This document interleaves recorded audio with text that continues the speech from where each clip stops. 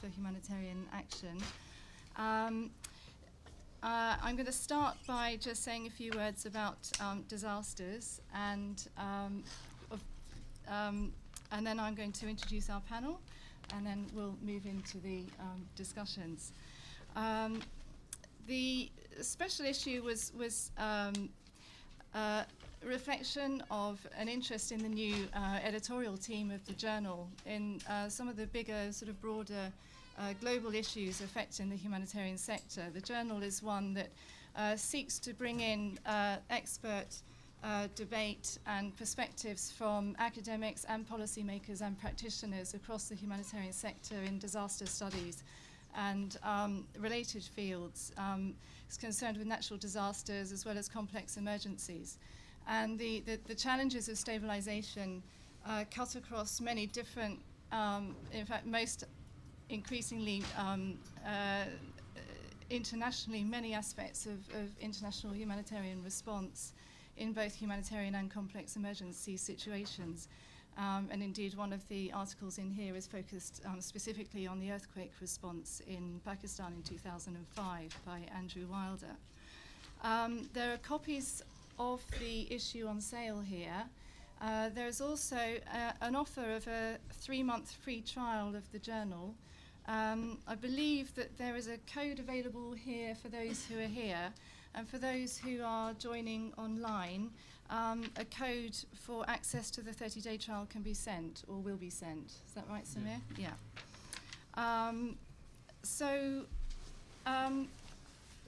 To move on to introduce our panel for today, as I said, I'm Sarah Collinson, Research Fellow here at ODI, and I'll be chairing today's meeting. We are also joined by video conference by Professor Ken Menkhaus, who is a professor in political science at Davidson College in the USA and a highly renowned and recognized expert on Somalia and the current crisis and long-standing crisis in Somalia. He contributed an article to the special issue focused on Somalia, and we're very lucky that he's able to join us today by video link, and I hope Ken can hear us and that we will be able to hear him in a moment or two. We're also joined by Dr. Jonathan Goodhand from the School of Oriental and African Studies at the University of London. He's a reader in conflict and development studies there, and has a particular expert interest in Sri Lanka and also Afghanistan, among other places. And Jonathan is a contributor of a paper focused on stabilisation in Sri Lanka, which we'll be hearing more about in a moment. I'm also joined by my colleague Samir El-Hawari, who's a research fellow in the Humanitarian Policy Group here at ODI. Samir was a co-author with myself of the introductory article to the special issue, but also contributed a paper focused on stabilisation in Colombia. So that's what Samir will be speaking about today, based on his contribution. And I have to pass on apologies for Robert Mugger with the Small Arms Survey in Geneva. He was also a co-author and editor of the overall issue, and also he contributed an article on Haiti that he was hoping to speak about today, but unfortunately a conflicting priority has come up, which has prevented him being here. So he's very sorry not to be able to join us and passes on his apologies. And finally, Vicky Hawkins is going to chip in at the end as a discussant. She's with the program unit with MSF in London, so working at the sort of London end with MSF now, but has past field experience in Afghanistan, Pakistan, Caucasus, China, and Zimbabwe. So she has a wealth of experience to bring. And I think that the perspective of MSF is particularly valuable, and I think that she'll be interested to talk about how perspectives on these issues might differ across different parts of the humanitarian sector, as it were, among different types of humanitarian agencies.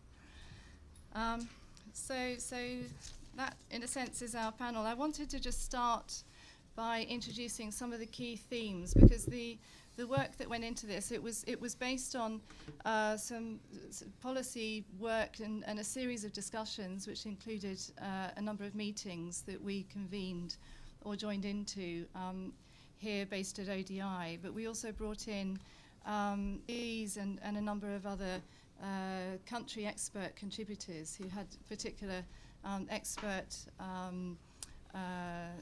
insights to offer and evidence to draw upon in terms of how stabilisation as agenda is playing out in different national contexts across the world.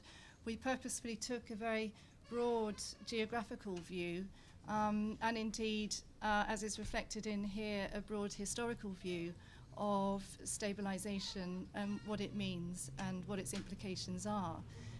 We felt that a lot of discussion about stabilisation, certainly in most recent years, has been very focused on Afghanistan, and that our feeling was that actually the issues, although particularly in sharp focus in Afghanistan, the issues that this agenda raises are actually playing out in many different contexts across the world, and we wanted to capture that and try and get a sense of what that means for humanitarian action globally, more generally in different contexts. So we had a number of contributions, and as reflected in the special issue here, we had a paper from Stuart Gordon on Afghanistan, as I said, Colombia, Samir, the ones I've already mentioned. In addition, Timor-Leste by Elizabeth Loth and Gordon Peake. And we also brought in some, 2 additional articles for the special issue. One, looking at the history. As we said, we felt that it was very important to look back in history and not just treat this as a snapshot of how things look now, and get a sense of what we see now, what antecedents there are in history to give us a better picture of what we see playing out in Afghanistan and other places now. That was contributed by Sultan Barakat, Sean Deely and Stephen Zick. And an article, as I mentioned, by Andrew Wilder looking at the earthquake response in Pakistan. So I think, as I said, I just wanted to spend a few minutes introducing some of the broad, the main sort of headline conclusions and findings that we took from looking across the piece at these different case studies, and from the supporting background work that we did ourselves here at ODI, and with Rob Mugger at the Small Arms Survey. First of all, that at the outset, I think it was clear that there isn't one single stabilisation agenda per se, and no single accepted definition of what stabilisation is. It takes very different forms at different times. It's governed by diverse sets of rules among a diverse number of different actors in different alliances and networks of cooperation or competition, or sometimes conflict with one another, shaped by competing and shifting objectives. And it makes it actually quite a difficult agenda to understand, and also at a sort of policy or practitioner level, difficult agenda to engage with for many different actors involved in it. There are some key sort of commonalities amidst all of that confusion, and I'd like to start by outlining some of those before moving on to some of the challenges in terms of what that means for coherence between stabilisation and humanitarian action, or what it means in terms of tension between the two sides of the agenda. First of all, stabilisation is more or less rooted in a common or pervasive idea that a combination of conflict, underdevelopment and general instability in many what we would term now fragile states represents a significant threat to international peace and security. And that idea goes back a long way, but I guess I suppose it was brought into particularly sharp relief by the events of 9/11 and how the international security agenda has developed since then. Hand in hand with a sense that and recognition that we all live in an interconnected and globalized world, so what happens in one part of the world can have unforeseen repercussions elsewhere, including in our own countries. So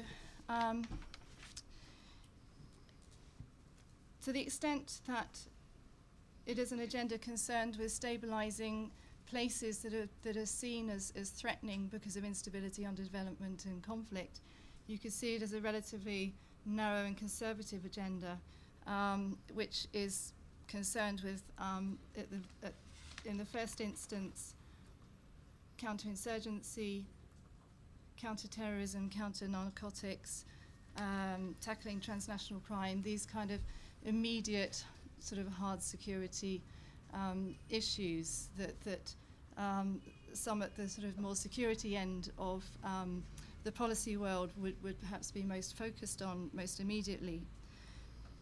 And yet, there's also the sense that to effectively eliminate these sources of instability or threat as they're perceived, that there's a need to actually transform the societies where these problems are seen to primarily reside. So in fact it's not enough just to pursue a narrow counter-terrorism or counter-narcotics agenda in particular places, that actually what is needed for those problems to be addressed more comprehensively is to actually transform those societies. And so this is where the agenda begins to become more and more complex, because once you start asking those questions, then you're bringing in pretty much every aspect of those societies and thinking about what transformations you want to bring and what you might be able to. So this was emphasised recently by the UK's Defence Minister Liam Fox. He says the primary reason for sending our armed forces to Afghanistan was one of national security. But clearly, if we are to make the long-term gains that will provide the stability to maintain the momentum when our armed forces eventually hand over to the forces of the Afghans, we will require a long period of development in concert with the international authorities, the NGOs, and our and other countries' aid programs. So transformation is seen as depending on all sorts of things, including humanitarian relief and ensuring well-being to populations. It includes the delivery of services such as health, water, sanitation and education. And these are seen as the essential building blocks of stability. And if delivered ideally in such a way that it enhances the authority of the government that the international powers or stabilising forces are trying to support or promote. So what we actually end up with is many different overlapping spheres of international engagement that all could be seen as falling within the remit of stabilisation to a greater or lesser degree, including humanitarian action. We have there, is that all of them? I think. Oh, there's one more, yes, that's an important one, there we are. As you can see there, state building, development, peace building, early recovery, in addition to those sort of harder security forms of intervention, which I've already mentioned, counter-terrorism, counter-narcotics. And then counterinsurgency is an interesting one because it's often unclear whether stabilisation is a means to counterinsurgency or whether counterinsurgency is a means to stabilisation. And I think that that's still open to considerable debate and probably shifts according to the particular circumstances and actor that is concerned. So how to make all of that work? Because that looks like a pretty confusing mess, and I think that those of us who are concerned with contexts such as Afghanistan are probably not too surprised by the complexity that depiction throws up, and the questions that it raises. To make it work, at the centre of it, in terms of sort of policy responses to that complexity, is the idea of integrated approach, which is often referred to in shorthand as the 3 Cs, aiming at coordinated, coherent and complementary approaches, or the 3 Ds, which is about the different policy spheres that are intended to be integrated: defence, diplomacy and development.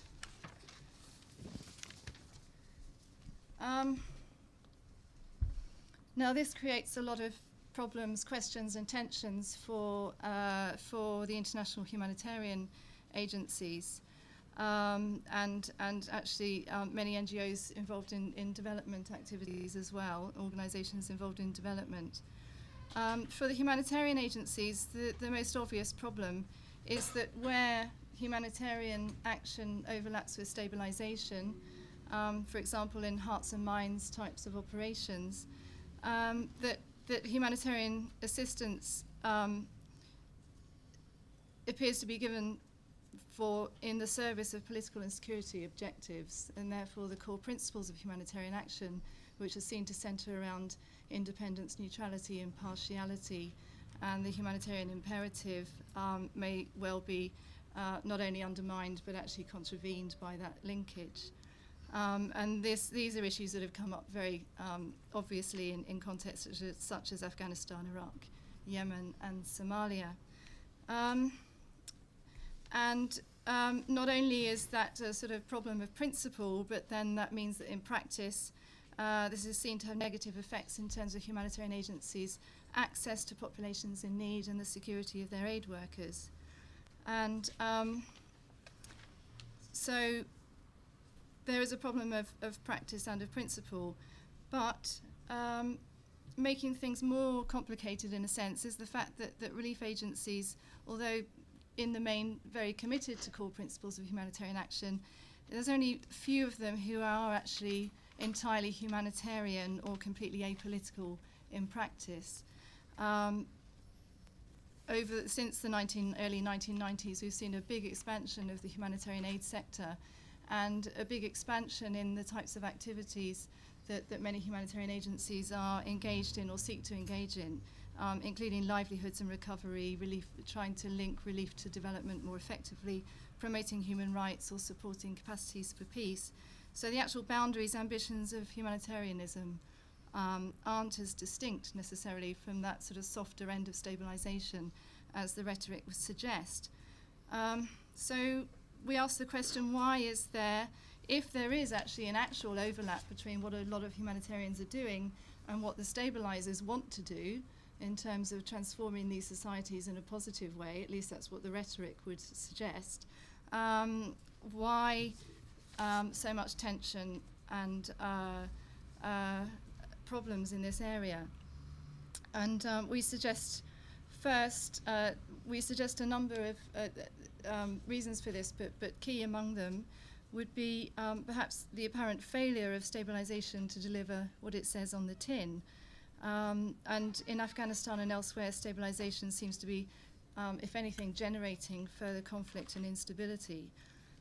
So if stabilisation is about the pursuit of a political order that should stabilise things, well, it's not clear that the political order that is being sought is actually going to deliver stability or improvements for the populations in those countries. But then again, when you look at this diagram, it's hardly surprising in a sense that stabilisation efforts in that broader sense are actually failing to deliver clear progress on the ground, because the number of areas that require transformation are bewildering, really. And we're talking about not only meeting humanitarian needs and early recovery needs after intense periods of violence, but demobilising, reintegrating ex-combatants, carrying out security sector reform, training, creating institutions from scratch at local and national levels, developing new electoral laws and accountability structures, drafting constitutions, financing civil society organisations, supporting displaced populations, return reintegration. The list goes on and on and on, in fact. And with each of those are a multitude of different international and national actors involved, trying to work together. Okay, in a stable environment, maybe you could see how that could work, but these are very volatile environments, very unpredictable environments, and that often actions can have unforeseen results that impact on other actors or have negative consequences that weren't predicted.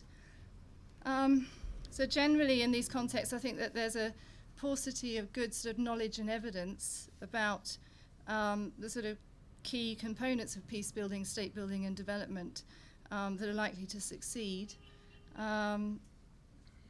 And these efforts are being pursued against a backdrop of waning domestic political support in the countries such as the UK and the US that are pursuing them internationally.